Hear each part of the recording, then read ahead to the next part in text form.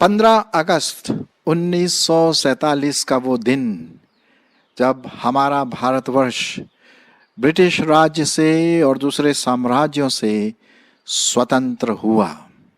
जी हाँ, और इसी स्वतंत्रता दिवस को मनाने के लिए आज हम सब फिर से प्रफुल्लित होकर के हम अपने देश के लिए, अपने नेताओं के लिए, अपने पूरे समाज के लिए परमेश्वर के अति धन्यवादित हैं। और आपको भी स्वतंत्रता दिवस की शुभकामनाएं। जब हम स्वतंत्रता दिवस की बात करते हैं तो हम उन्हें भी याद करते हैं जिन्होंने अपने प्राण आज़ादी के लिए, स्वतंत्रता के लिए न्योछावर कर दिया।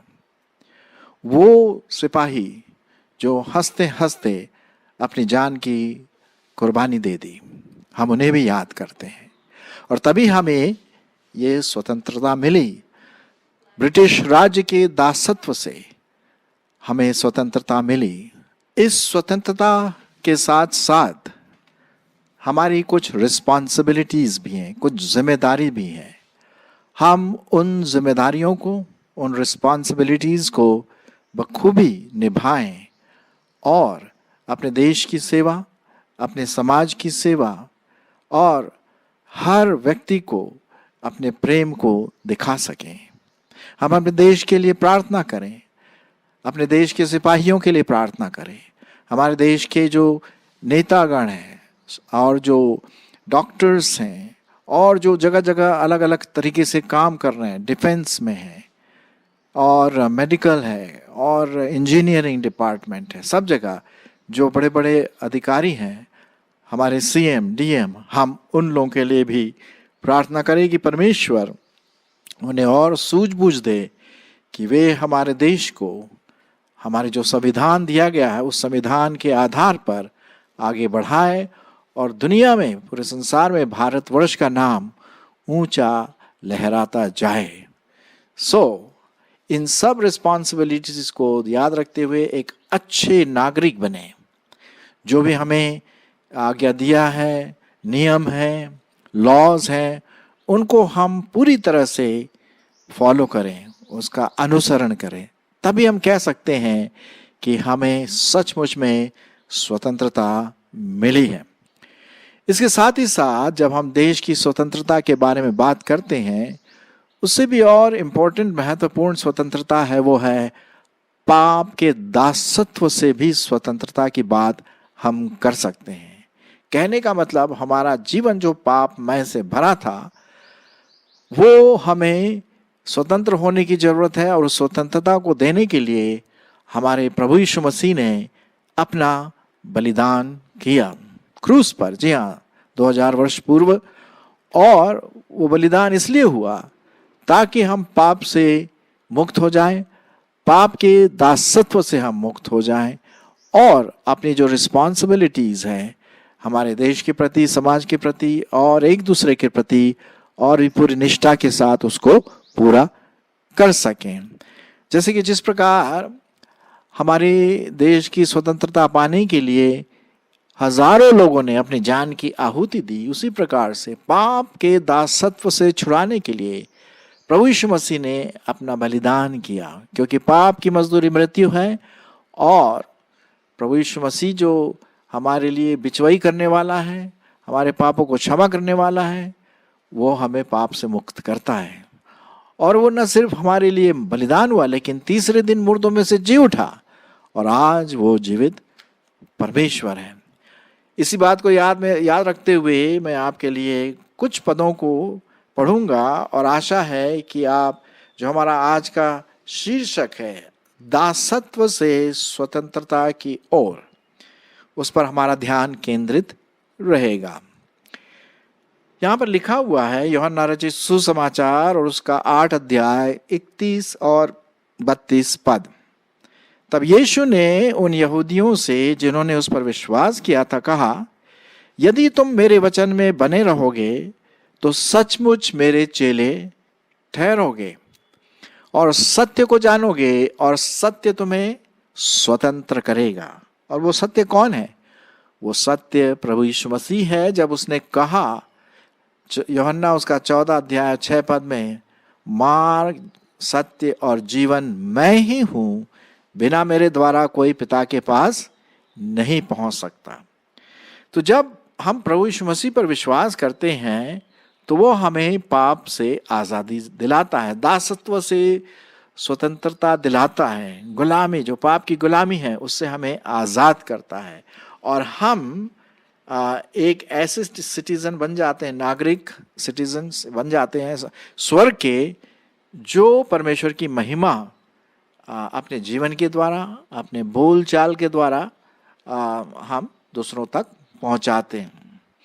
अब हम किसी के स्लेव नहीं हैं, हम किसी के गुलाम नहीं, हम पाप के गुलाम नहीं हो सकते हैं। यदि हम अपने जीवन को पूर्ण रीति से पवित्र आत्मा के हाथ में सौंपे तो हमें परमेश्वर वो जीवन जीने के लिए स्वतंत्रता देता है जो वो चाहता है हमसे। कुछ पदों को मैं आपके लिए पढ़ूंगा, जैसे कि गलतियों उसका 5 अध्याय और पहला पद। गलतियों उसका 5 अध्याय और पहला पद, यहां लिखा हुआ है, मसीह ने स्वतंत्रता के लिए हमें स्वतंत्र किया है, इसलिए इसमें स्थिर रहो और दासत्व के जुए में फिर से न जुतो। मतलब ये यहाँ पर पौलुस लिख रहा है गलतियों की जो कलीसिया है कि हम उस स्वतंत्रता को पूरे उत्साह के साथ मनाएं, अपने जीवन में लाएं और उसमें हम स्थिर रहें। ये ना हो कि हम कहीं फिर गुलामी में फंस न जाएं, ये बहुत ज़रूरी है। अब जैसे कि उदाहरण के रूप में जब ब्रिटिश का राज्य हमारे देश पर था तो भाई वो राजा थे और हम गुलाम थे, जो वो कहते थे वो हम करते थे, है ना। लेकिन जब हम स्वतंत्रता प्राप्त किए हैं तो हम अपने देश के खुद एक अच्छे नागरिक हैं, स्वतंत्र नागरिक हैं और हमारा अपना संविधान है, हम स्वतंत्र हैं इधर उधर जाने के लिए, हमें किसी दूसरे देश की गुलामी के अंडर हमें अब नहीं है। लेकिन इसका मतलब ये नहीं कि हम कुछ भी करने के लिए पूरा फ्री है, स्वतंत्र है, नहीं। अब बोले कि भाई मैं जो ट्रैफिक लाइट है, लाल सिग्नल होता है, उसको मैं पार कर जाऊं और पुलिस वाला अगर मुझे रोके तो बोलेंगे भाई हम स्वतंत्र हैं, हम कुछ भी कर सकते हैं, तो ये तो मूर्खता होगी ना। नहीं, हमें कुछ आज्ञा दी गई हैं, उनका हमें पालन करना है। अब जैसे कि ट्रैफिक लाइट में अगर लाल सिग्नल हम पार करते हैं तो फिर वो हम दासत्व में आ गए, हम फिर स्वतंत्र नहीं हैं। तो स्वतंत्रता के साथ हमें कुछ जो रिस्पॉन्सिबिलिटी है उसको हम पूरा करें जो परमेश्वर हमसे चाहता है। यही मतलब है यहाँ पर, हम इस स्वतंत्रता में स्थिर बने रहें और गुलामी के जुए में या दासत्व के भार में फिर से न पड़ जाए। पहला पत्रस उसका 2 अध्याय मैं आपके लिए पढ़ूंगा। पहला पत्रस उसका 2 अध्याय 16 से 17 पद आपके लिए मैं पढ़ूंगा। अपने आप को स्वतंत्र जानो, पर अपनी इस स्वतंत्रता को बुराई के लिए आड़ न बनाओ, परंतु अपने आप को परमेश्वर के दास समझकर चलो। सबका आदर करो, भाइयों से प्रेम रखो, परमेश्वर से डरो, राजा का सम्मान करो। तो ये क्या है? ये हमारी रिस्पॉन्सिबिलिटी है, ये हमारी जिम्मेदारी है ना। स्वतंत्रता का मतलब ये नहीं कि जो मैं चाहूं, अब मेरे को लाइसेंस मिल गया है जी, जो मैं चाहूं वो कर लूं। नहीं, ऐसा नहीं होता है, ऐसा नहीं होता है ना।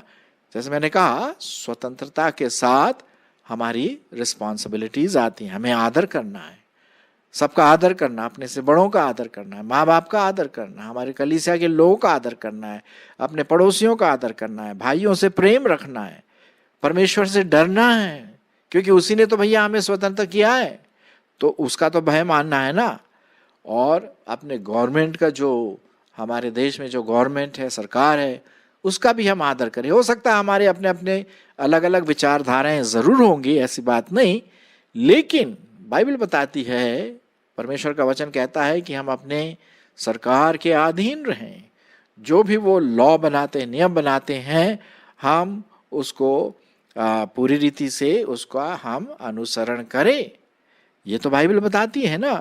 तो स्वतंत्र हम हैं पाप के जीवन से, पाप के दासत्व से हम स्वतंत्र हैं, लेकिन साथ ही साथ हम वो जिम्मेदारी को भी पूरा करें जो परमेश्वर आपसे और मुझसे चाहता है। गलतियों उसका 5 अध्याय और 13 पद भी देख लेते हैं। हमारे आज के जो सब्जेक्ट है उसी से संबंधित 5वां अध्याय और 13वां पद है ना। हे भाइयों, तुम स्वतंत्र होने के लिए बुलाए गए हो, है ना। जो प्रभु यीशु मसीह पर विश्वास करते हैं वो पाप की दासत्व से, पाप के जो शक्ति है उससे हम स्वतंत्र हो गए। परंतु ऐसा ना हो कि यह स्वतंत्रता शारीरिक कामों के लिए अवसर बने, वरन प्रेम से एक दूसरे के दास बनो। जी हाँ, हम स्वतंत्र हैं लेकिन प्रेम में हम एक दूसरे के दास बने, एक दूसरे से बढ़ चढ़ के हम अपना अगापे प्रेम, बलिदान वाला प्रेम दूसरों के प्रति, परमेश्वर के प्रति, अपने परिवार के प्रति, सबके प्रति हम दिखाएं। तभी हम कह सकते हैं कि मैं ये सब काम करने के लिए स्वतंत्र हूं। और ये तभी हो सकता है जब पवित्र आत्मा आपके और मेरे जीवन में पूर्ण रीति से वो हमारे जीवन में आए। मैं आपके लिए पढ़ूंगा, वो पाया जाता है रोमियो की पत्री और उसका 6वां अध्याय। ठीक है, रोमियो की पत्री और उसका 6वां अध्याय और 18 पद। चलिए देख लेते हैं क्या लिखा हुआ है। रोमियो की पत्री उसका 6वां अध्याय और उसका 18 पद। और पाप से छुड़ाए जाकर धार्मिकता के दास बनो। और पाप से छुड़ाए जाकर स्वतंत्र होकर किसके दास बनना है? धार्मिकता के, राइचियसनेस की, परमेश्वर के, एक दूसरे के प्रति। मतलब दास का मतलब प्रेम में एक दूसरे से बढ़ चढ़े, एक दूसरे की सहायता करें। उस प्रकार से दासत्व की बात यहाँ पर लिखा हुआ है। तो हम जैसे कि यहाँ पर देख रहे हैं कि इन सब चीजों को करने के लिए, ठीक है, हमने प्रभु यीशु मसीह पर विश्वास किया, ठीक है, हमारे नाम जीवन की पुस्तक में लिखे गए, बहुत अच्छी बात है।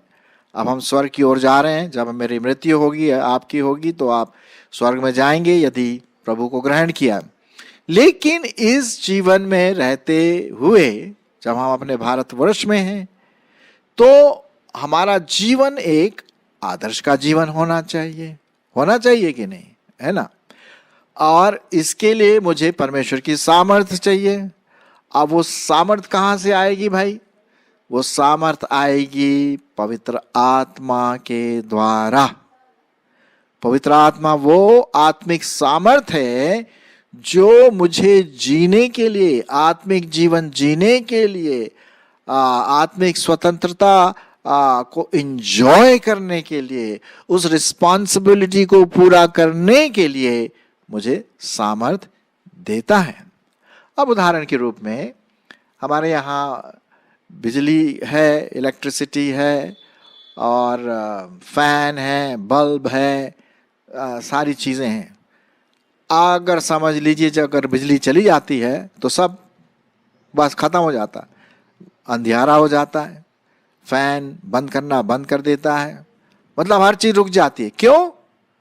वहां पावर नहीं है, लाइन में पावर नहीं है, इलेक्ट्रिसिटी चली गई। यदि रात में हम बैठे हैं तो अंधकार रहेगा, है कि नहीं? या कुछ काम कर रहे हैं और बिजली चली गई तो फिर सब काम रुक गया। अब इसका मतलब ये तो नहीं कि वायर में कोई खराबी है, फैन में खराबी है, बल्ब में खराबी है, नहीं, पावर नहीं है। जब बिजली आ जाएगी, करंट आ जाएगा तो फिर से चालू हो जाएगा। ठीक उसी प्रकार से हमारे मसीह जीवन में एक आत्मिक जीवन जीने के लिए, आत्मिकता में बढ़ने के लिए, आत्मिक स्वतंत्रता को एंजॉय करने के लिए परमेश्वर की आत्मा अत्यंत आवश्यक है। और उसने ये कहा, अगर हम पढ़ें प्रेरितों के काम उसका पहला अध्याय और उसका 8 पद, प्रभु यीशु मसीह जाने से पहले क्या कहे, परंतु जब पवित्र आत्मा तुम पर आएगा तब तुम क्या पाओगे, सामर्थ पाओगे।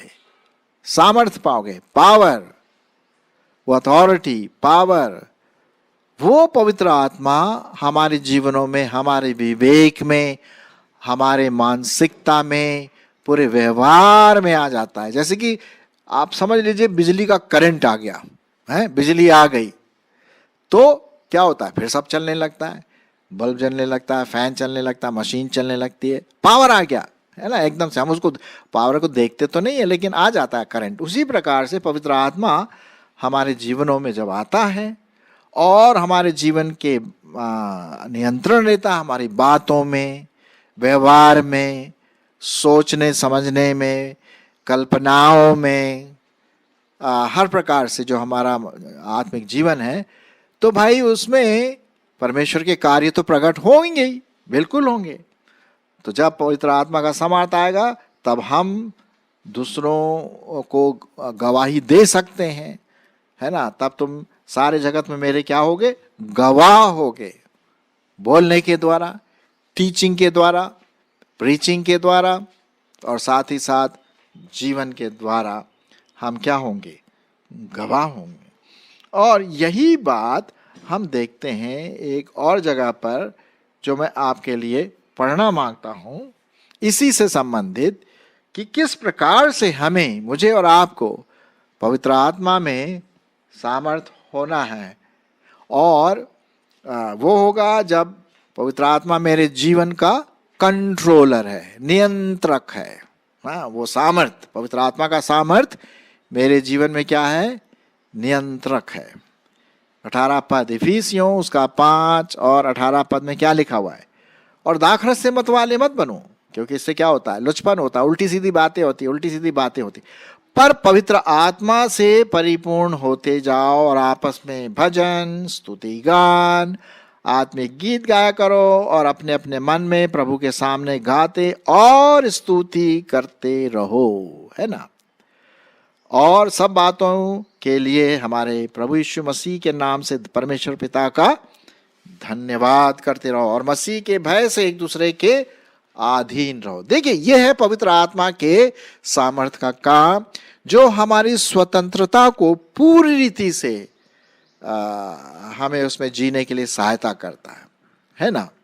हमारा संविधान, आत्मिक संविधान क्या है, आत्मिक संविधान बाइबल है, हमारा देश का संविधान है जो हमारे नेता गणों ने बनाया, और हम उसके अनुसार चलते हैं और हम अपने देश के लिए प्रार्थना करते हैं, और उसकी जो नियम है उसके अनुसार हम चलना है। एक विश्वासी को हमारे संविधान है उसके अनुसार चलना है, भारत का जो संविधान है। उसी प्रकार से जो आत्मिक संविधान है हमारा, वो है परमेश्वर का वचन। उसको भी हमें पढ़ करके, मनन करके, और उसकी जो आज्ञाएं हैं उसको हमें पूरा करना। और अब भैया बाइबल में तो ढेर सारी आज्ञाएं है ना, मुझे बताने की क्या जरूरत है, आप जानते हैं। तो मेरे प्रियो, आज मैंने कहा कि आप सबों को स्वतंत्रता दिवस की हार्दिक शुभकामनाएं। और मैं ये बोलूँगा कि आप हमारे देश के लिए, हमारे जवानों के लिए जो पोस्ट में, बॉर्डर में हैं, हमारे मेडिकल डॉक्टरों के लिए, नर्सेस के लिए, स्कूल के लिए, इंस्टीट्यूशंस के लिए, डिफेंस के लिए, हमारे जो लीडर्स हैं, अगुवे हैं, नेतागण हैं, प्राइम मिनिस्टर है, हमारे राष्ट्रपति हैं, चीफ मिनिस्टर हैं, डिस्ट्रिक्ट मजिस्ट्रेट हैं, और भी जो प्रमुख व्यक्ति जो आप सोचते हैं, उनके लिए प्रार्थना करें, क्योंकि बाइबल यही कहती है कि अपने देश के लीडरों के लिए हम प्रार्थना करें। तो हमें प्रार्थना करना है ना, यह हमारी जिम्मेदारी बनती है। और साथ ही साथ हम अपने मसीह भाई बहन को प्रेम दिखाएं, दूसरों को भी, हर व्यक्ति को प्रेम दिखाएं, एक दूसरे की सहायता करें, और एक प्रभु यीशु मसीह के लिए आदर्श का कारण बने, ताकि उसके महिमा हो और उसकी कलीसिया, प्रभु यीशु मसीह की कलीसिया और प्रभु में बढ़ती चली जाए। तो आत्मिक स्वतंत्रता भी पूरे जिम्मेदारी के साथ हम निभाएंगे। फिर से स्वतंत्रता दिवस की हार्दिक शुभकामनाएं।